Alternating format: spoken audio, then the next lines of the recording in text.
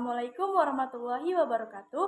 Selamat datang di I Bubbly Girl. Di sini, saya Syahla Kairani akan membagikan konten pembelajaran bab 2 mengenai Undang-Undang Dasar Negara Republik Indonesia tahun 1945 yang pastinya sangat bermanfaat untuk kita semua. Nggak usah panjang lebar, mari kita check it out. Di bab 2 ini terdapat 7 unit. Di sini, saya akan menjelaskan secara ringkas mengenai 5 unit saja. Di unit pertama ada pengenalan konstitusi dalam pengamalan hidup sehari-hari. Konstitusi Undang-Undang Dasar Republik Indonesia tahun 1945. Konstitusi adalah bentuk dan susunan suatu negara yang memiliki hukum tertinggi dan paling bersifat fundamental. Konstitusi dibagi menjadi dua, yaitu konstitusi tertulis dan konstitusi tidak tertulis atau konvensi. Menurut KBBI, konvensi adalah permufakatan dan kesepakatan terutama mengenai adat, tradisi, dan sebagainya. Dan sejarahnya, ternyata Undang-Undang Dasar Negara Republik Indonesia tahun 1945 sejak disahkan oleh Panitia Persiapan Kemerdekaan Indonesia atau PPKI telah mengalami beberapa kali perubahan bahkan pergantian. Perubahan ini terjadi karena dinamika dan keadaan politik yang terjadi di Indonesia. Salah satu hasil perubahan Undang-Undang Dasar Negara Republik Indonesia tahun 1945 adalah mengenai sistematikanya. Sebelum amandemen, sistematika Undang-Undang Dasar Negara Republik Indonesia tahun 1945 terdiri atas pembukaan batang tubuh yang terdiri dari 37 pasal, 16 bab, dan 49 ayat, 4 pasal aturan peralihan, dan 2 ayat aturan tambahan. Setelah amandemen, sistematika Undang-Undang Dasar Negara Republik Indonesia tahun 1945 menjadi pembukaan tetap 4 alinea, batang tubuh menjadi 21 bab, 73 pasal dan 170 ayat, 3 pasal aturan peralihan dan 2 ayat aturan tambahan. Undang-Undang Dasar Negara Republik Indonesia tahun 1945 dalam kehidupan sehari-hari. Berikut ada 8 pasal yang bersentuhan langsung dengan kehidupan sehari-hari. Yang pertama, agama. Agama ini terdapat di pasal 29. Yang kedua, bela negara. Bela negara terdapat di pasal 30. Yang ketiga, pendidikan dan kebudayaan yang terdapat di pasal 31 dan 32. Keempat, ekonomi kesejahteraan sosial yang terdapat pada pasal 33 dan 34. Yang kelima, hak dan kewajiban warga negara yang terdapat pada pasal 27, dan yang terakhir yaitu nomor 6, hak asasi manusia yang terdapat pada pasal 28A sampai 28J. Unit kedua yaitu pengenalan norma dalam kehidupan sehari-hari. Menurut KBBI versi online, norma memiliki dua makna. Yang pertama, aturan atau ketentuan yang mengikat warga kelompok dalam masyarakat. Yang kedua, aturan, ukuran, atau kaidah yang dipakai sebagai tolak ukur untuk membandingkan sesuatu. Ada 4 jenis norma. Yang pertama, norma susila. Yang kedua, norma sosial. Yang ketiga, norma agama. Dan yang keempat, norma hukum. Dalam kehidupan sehari-hari adalah peraturan RT.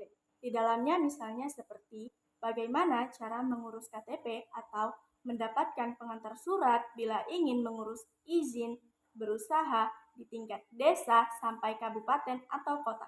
Ada aturan yang lebih sederhana, yaitu bagaimana caranya agar semua warga bisa ikut ronda malam di kampung untuk menjaga keamanan.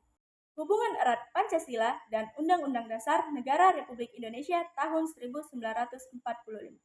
Penempatan Pancasila sebagai sumber dari segala sumber hukum negara sesuai dengan pembukaan Undang-Undang Dasar Negara Republik Indonesia tahun 1945, alinea keempat, Pancasila. Pancasila sebagai dasar dan ideologi negara serta dasar filosofi negara, berarti setiap materi muatan yang terkandung dalam perundang-undangan tidak boleh bertentangan dengan nilai-nilai yang terkandung dalam Pancasila. Pancasila sebagai ideologi dan falsafah. Maksud dari ideologi dan falsafah adalah Pancasila sebagai landasan pelaksanaan cita-cita atau tujuan berbangsa dan bernegara. Makna Pancasila sebagai sumber dari segala sumber hukum. Maksud dari sumber dari segala sumber hukum adalah setiap materi muatan yang terkandung dalam perundang-undangan tidak boleh bertentangan dengan nilai-nilai yang terkandung dalam Pancasila. Makna Pancasila sebagai payung keragaman. Maksud dari payung keragaman adalah Pancasila adalah titik temu atas keragaman warga negara Indonesia. Di bawah Pancasila, Undang-Undang Dasar Negara Republik Indonesia tahun 1945. Hubungan antara Pancasila dan Undang-Undang Dasar Negara Republik Indonesia sangatlah erat. Pancasila yang tersusun rapi di dalam pembukaan Undang-Undang Dasar Negara Republik Indonesia tahun 1945. Oleh karena itu, pembukaan Undang-Undang Dasar Negara Republik Indonesia tahun 1945 tidak bisa diamandemenkan seperti batang tubuh dan pembukaan Undang-Undang Dasar Negara Republik Indonesia tahun 1945. Oleh karena itu, pembukaan Undang-Undang Dasar Negara Republik Indonesia tahun 1945 tidak bisa diamandemenkan seperti batang tubuh dan penjelasan Undang-Undang Dasar Negara Republik Indonesia tahun 1945. Undang-Undang Dasar Negara Republik Indonesia tahun 1945 adalah hukum dasar dalam peraturan perundang-undangan di Indonesia. Dengan begitu, peraturan perundang-undangan harus sesuai dengan Pancasila dan Undang-Undang Dasar tahun 1945. Unit keempat yaitu membuat kesepakatan bersama. Menurut KBBI, kesepakatan berarti perihal sepakat atau maknanya konsensus. Konsensus sendiri artinya adalah kesepakatan kata atau permufakatan bersama mengenai pendapat, pendirian, dan sebagainya yang dicapai melalui pembulatan suara. Kesepakatan bersama dapat terjadi di antara dua orang atau lebih. Kesepakatan bersama juga dapat dikaitkan dengan integrasi sosial. Integrasi sosial adalah proses penyesuaian di antara unsur-unsur berbeda dalam masyarakat sehingga dapat menyesuaikan pola kehidupan masyarakat dalam keserasian fungsi. Dapat disimpulkan bahwa kesepakatan bersama adalah kesepakatan kata atau permufakatan bersama dalam sebuah negosiasi, termasuk dalam negosiasi untuk menciptakan integrasi sosial. Unit 5 yaitu produk dan hierarki perundang-undangan. Ada 7 jenis peraturan perundang-undangan yang berlaku di Indonesia. Berdasarkan pasal 7 ayat 1 Undang-Undang Nomor 12 Tahun 2011 adalah jenis dan hierarki peraturan perundang-undangan yang berlaku di Indonesia terdiri atas 1. Undang-Undang Dasar Negara Republik Indonesia tahun 1945. 2. Ketetapan Majelis Permusyawaratan Rakyat atau MPR. Ketiga, undang-undang atau peraturan pemerintah pengganti undang-undang. 4. Peraturan pemerintah. 5. Peraturan presiden. 6. Peraturan daerah provinsi. Dan 7. Peraturan daerah kabupaten atau kota. Sebagai penutupan, izinkan saya menyampaikan satu pantun untuk mengakhiri video ini.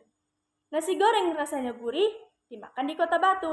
Saya ucapkan terima kasih atas semua kasih dan perhatianmu. Semoga dengan menonton video ini dapat menambah pengetahuan dan wawasan kalian semua. Saya akhiri dengan wassalamualaikum warahmatullahi wabarakatuh. Dan see you!